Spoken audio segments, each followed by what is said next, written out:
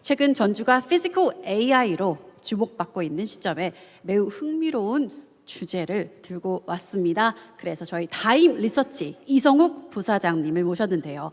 피지컬 AI 기술로 무인화된 스마트 공장과 도시와의 공존이라는 주제로 발표하시겠습니다. 큰 박수 부탁드립니다.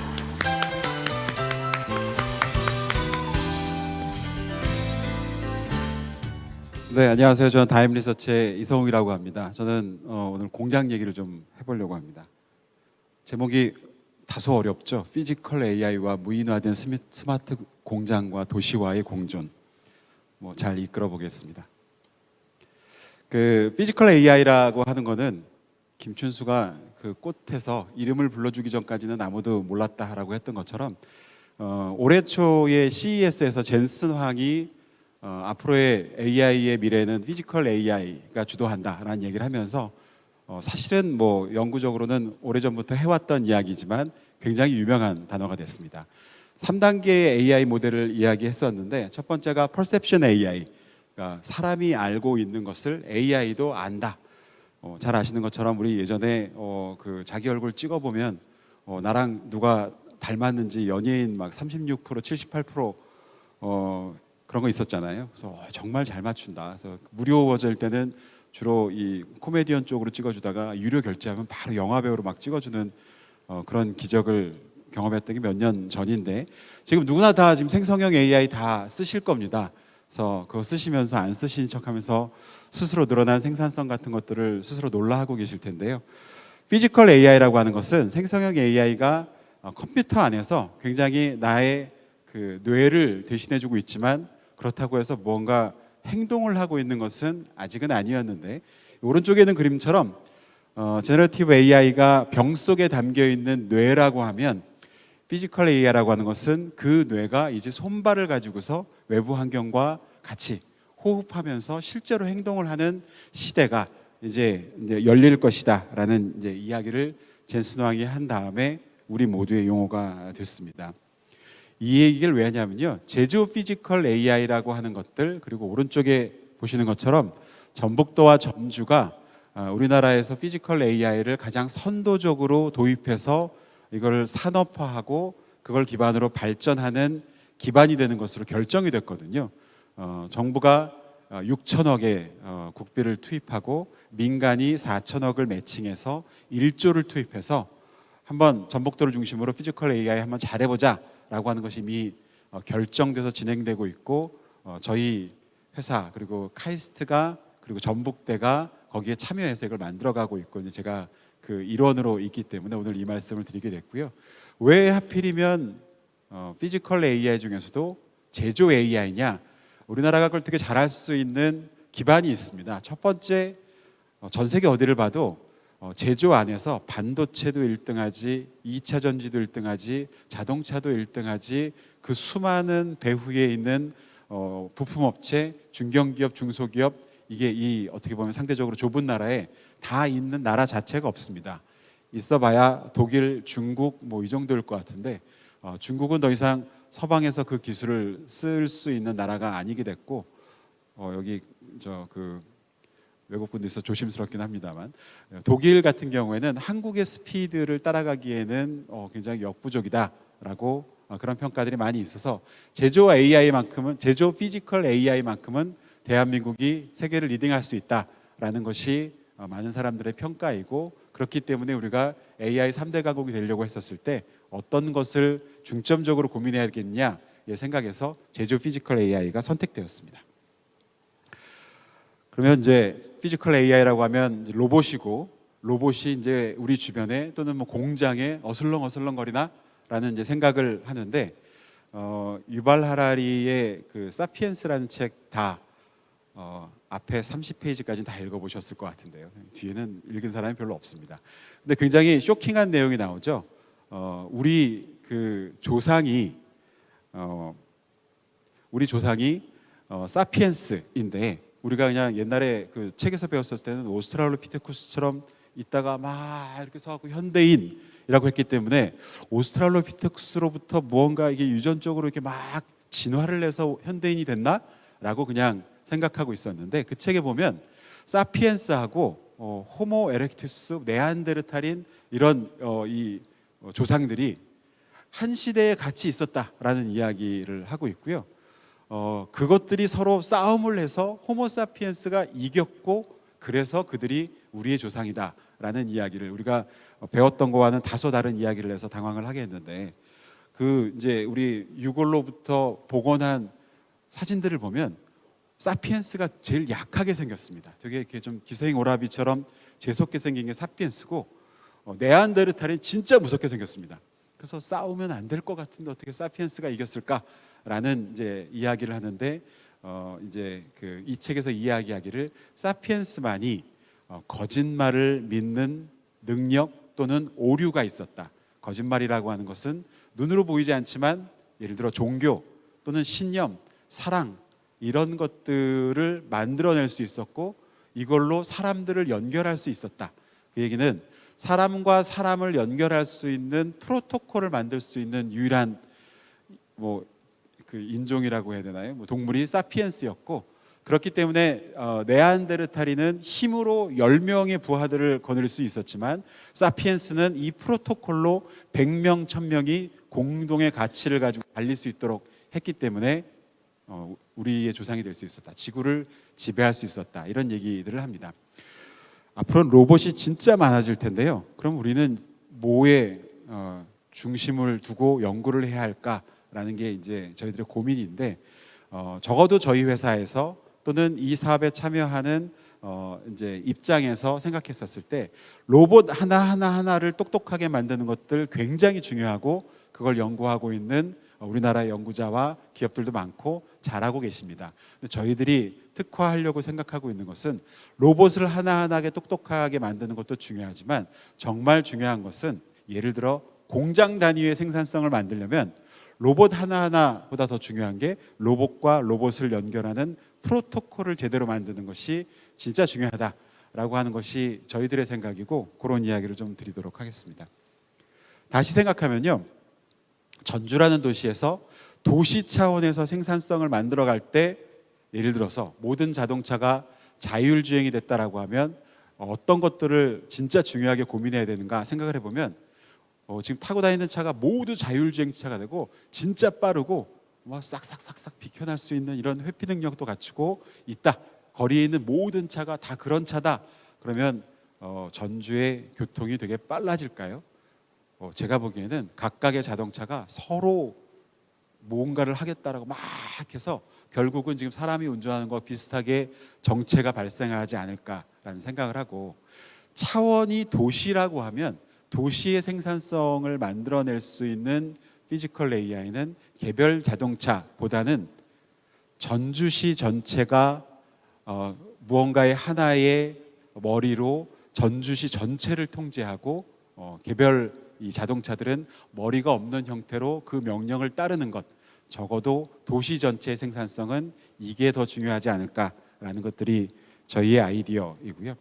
그런 관점에서 사람으로 비교해 보면 사람이 공장이라고 생각해 보면 공장 사람에 있는 여러 가지 장기들 위와 뇌와 쓸개와 뭐 여러 가지 장기들이 있습니다만 이런 것들이 좀 안 좋아지면 건강이 안 좋아지죠.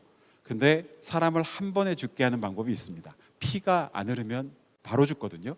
또 피가 잘 흐르고 깨끗해지면 금방 혈색이 좋아집니다. 사람이 좋아 보일 때 너 혈색이 좋아 보인다 라고 하지 너 쓸개가 좋아 보이는데 이런 얘기 안 하지 않습니까? 그래서 그런 관점에서 공장의 개별 설비들이 굉장히 좋은 것들이 물론 중요하지만 공장 전체의 생산성을 바로 높일 수 있는 중요한 것은 설비와 설비를 연결하는 물류가 진짜 계산적으로 생산적으로 흐를 수 있어야 공장 전체의 생산성이 바로 올라간다라는 생각으로 저희 회사가 그런 기술들을 개발하고 있고 그런 기술을 기반으로 이번 사업에 참여하고 있습니다. 이런 겁니다. 공장을 보면요. 밑에 있는 게 공장의 물류를 담당하는 로봇들이에요. 가끔 뉴스에서 우리나라 경제가 굉장히 안 좋고 제조업의 생산지 수가 할 때 나오는 게 저 왼쪽에 있는 OHT 반도체 공장은 위에 이 천장에 레일을 깔아놓고 천장에서 저렇게 막 움직이면서 중간중간 자재들을 움직입니다. 그다음에 AGV AMR은 그 아마존 같은 데서 이렇게 흔히 보셨던 땅에 다니는 자율주행 자동차인데 그 위에 굉장히 무거운 것들을 끌고 다니죠. 3D 셔틀은 좁은 곳에다가 굉장히 많은 것들을 실어 나르기 위해서 2층, 3층으로 3차원으로 이렇게 레일을 짜서 그 사이에다가 여러 가지 물건들을 넣기도 하고 빼기도 하고 하는 물류 로봇 중에 하나입니다. 생산 현장에도 이제 휴머노이드 로봇이 이제 등장하기 시작했는데 지금 오늘 현재 대부분의 자동화 공장은 어떻게 움직이냐면요. 각각의 이 물류 로봇들이 자율주행을 합니다. 머리를 갖고 있어요. 그렇기 때문에 무언가 명령을 주면 얘가 그 명령대로 잘 움직여서 그걸 갖다 줍니다. 상상할 수 있는 것이 우리 공항에 가면 사실은 왜 있는지 잘 알 수 없는 로봇들이 쫙 지나가고 있잖아요. 걔네들 다 자율주행을 합니다. 제일 중요한 목적은 사람하고 부딪히지 않는 것, 딱 그것까지예요. 상상해 보세요. 그러면 공항에 로봇이 한두 대 있는 것은 그렇게 움직이면 돼요. 근데 공항에 그 로봇이 1000대가 들어온다고 생각해 보십시오. 각각이 자율주행한다라고 하면 안 되지 않습니까? 불행하게도 아직까지 우리나라 자동화 공장은 이 각각이 자율주행을 하면서 움직이고 있습니다. 그러다 보니 로봇이 2대 들어오면 괜찮은데 5대 들어오면 엉키기 시작하다가 100대 들어오면 다 서 있습니다. 그래서 저희들이 가지고 있는 기술을 이 밑에 있는 물류 로봇이 어떤 종류라고 하더라도 단 하나의 솔루션으로 상위의 명령을 받아서 이 각각의 로봇들의 역할을 적절히 부여해서 공장의 생산성을 높이는 일들을 저희들이 하고 있습니다. 그래서 이렇게 거대한 이 로봇들이 저렇게 좁은 곳에 지나다닐 수 있는 것이 현대 공장의 모습인데 이게 굉장히 많은 숫자라도 이게 다 하나하나입니다.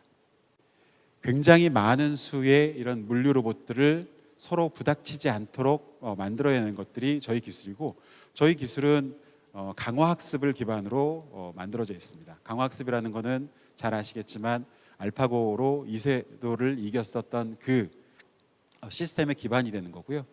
공장의 전체를 여기 보시면 작은 점의 집합으로 만들어서 계속 상황을 읽어드리면서 각각의 로봇들한테 너 어디로 가라는 명령을 내는 거고 그 명령을 따르다 보면 어느새 바둑도 이겨 있고 공장의 생산성도 확보되는 그런 원리로 되어 있는 거고요.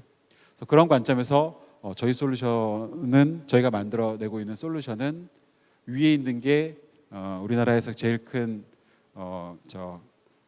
S그룹의 H 반도체 1000대의 OHT가 움직이고 있는데요. 기존의 알고리즘들을 보면 저러고 있습니다.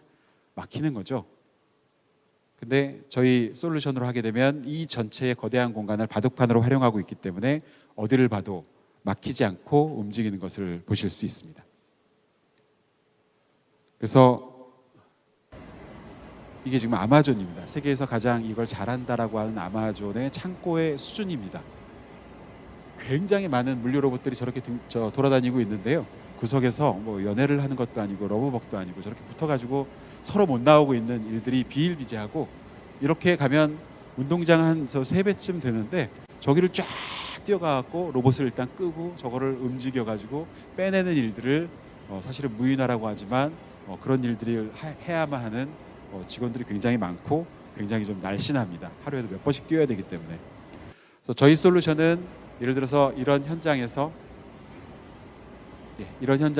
무언가 목적을 해야 됐었을 때 우리 옛날에 이렇게 1, 2, 3, 4, 5, 6, 7, 8 판에 있는 거 맞추느라 막 하는 거 있잖아요. 그런 것들을 사람이 관여하지 않은 상태에서도 목적을 풀어내기 위해 가장 좋은 방법이 뭔지를 강화학습으로 풀어내고 있기 때문에 이세돌 구단보다도 이런 물류에서의 문제를 더 잘 풀어내는 게 저희가 만들어낸 솔루션입니다. 알파고가 바둑돌이 막 있는 상황에서도 나머지 바둑을 두는 것도 굉장히 잘하지만 상상할 수 있는 것처럼 바둑돌이 하나도 없는 바둑판 위에서도 마치 바둑을 두는 것처럼 자기 혼자 막 두기 시작해서 다 뚫을 수 있잖아요. 저희 알고리즘들을 저희가 거꾸로 생각한 게 만약에 이미 만들어진 공장에서 그걸 효율적으로 운영할 수 있다면 아무것도 만들어지지 않은 공장에서도 어떻게 하면 효율적인지에 대한 설계를 우리가 대신할 수 있겠다라는 생각을 했습니다. 그래서 왼쪽에 있는 것이 저희 회사가 카이스트에서 만들어진 회사거든요. 카이스트의 박사들이 처음에 이 연구를 하기 위해서 어떤 공장에 가서 저 무인화된 그 공장을 만들어내기 위해서 3명의 박사가 한 달 동안 숙식을 하면서 겨우 만들어낸 이 공장의 내용, 설비를 어디에 놔야 되고 길을 어떻게 정책을 줘야 되고 물류 로봇 몇 대가 있어야 가장 좋고 걔네 어떻게 움직여야 되는가에 대한 이 모든 것을 다 한 땀 한 땀 만들어냈던 것들을 솔루션으로 넣으면 두루루루 돌아서 네모 반듯한 이 공장에 요 설비를 놔야 한다고 하면 이렇게 움직이는 게 제일 좋아요 라고 하는 것들을 거의 반나절 만에 만들어낼 수 있는 기술들을 만들어냈고요. 그래서 그런 측면에서 저희 솔루션을 이용하게 되면 공장의 설계부터 실제 운영까지 사람의 개입 없이 다 할 수 있는 그런 형태의 구조를 갖춰놨습니다. 그래서 결국은 이 왼쪽에 있는 것이 현재의 공장의 모습. 무언가 명령을 내리려면 밑에 있는 이 모든 물류 로봇들이 다 자기 생각이 있어서 그걸 통제하는 것이 너무도 어려운 마치 초등학교 선생님 같은 이런 상황에서 밑에 있는 물류 로봇들은 머리를 내려놓고 저희의 명령을 일관된 형태로 받으면 가장 높은 생산성으로 공장의 오퍼레이션이 가능한 이걸 소프트웨어 디파인드 팩토리라고 하거든요. 소프트웨어가 드라이브해서 공장의 생산성을 높이는, 공장의 생산성을 더 높이려면 소프트웨어가 좋아지면 되는 이런 상황들을 만들어내고 있고, 이런 것들을 더 고도화해서 세계 1등의 솔루션을 만들어서 전북도와 전주에다가 산업을 만들어내는 게 저희의 역할입니다. 그래서 궁극적으로 앞으로 공장은 이렇게 될 겁니다. 죄송합니다. 맨 위에 있는 게 공장이라고 하면 여기 하기 싫은가 보네요.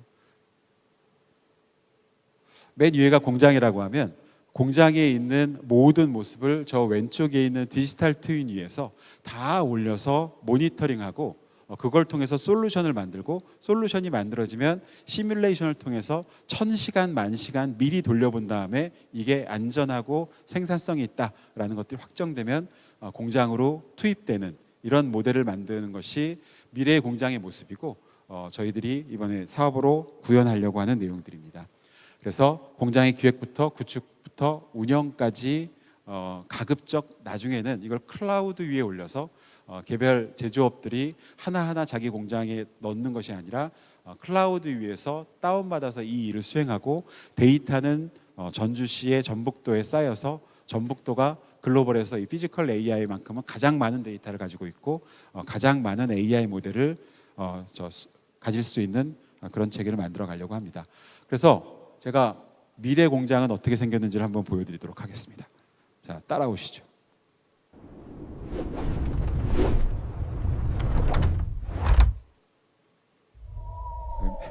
미래 공장은 껌껌할 겁니다. 사람이 하나도 없어서 사실 불 켤 필요가 없고요. 불도 꺼놓고 그냥 로봇만 돌아가는 형태가 될 거고, 매우 소음도 적고 매우 환경적으로도 좋은 환경일 거라고 생각을 하고요. 그런 관점을 생각해 보면 아디다스는 한 5년 전쯤에 공장이 왜 교외에 있어야 하냐, 우린 조용하기도 하고 공장이 도시에 있으면 도시에 있는 사람들의 니즈를 반영해서 바로바로 맞춤형으로 만들어줄 수도 있고, 무엇보다 물류 비용이 굉장히 싸기 때문에 공장 자체도 굉장히 밸류를 줄 수 있다라는 생각으로 이걸 만들었는데, 불행히도 몇 년 전에 생산을 더 이상 중단했습니다. 여러 가지 이유가 있었겠지만 아마도 우리 전북도와 전주가 만들어낼 그런 인재들이 없었기 때문이기도 하고, 두 번째는 사람들의 니즈에 가까이 있어야 된다고 하는데 니즈를 알 방법이 없잖아요.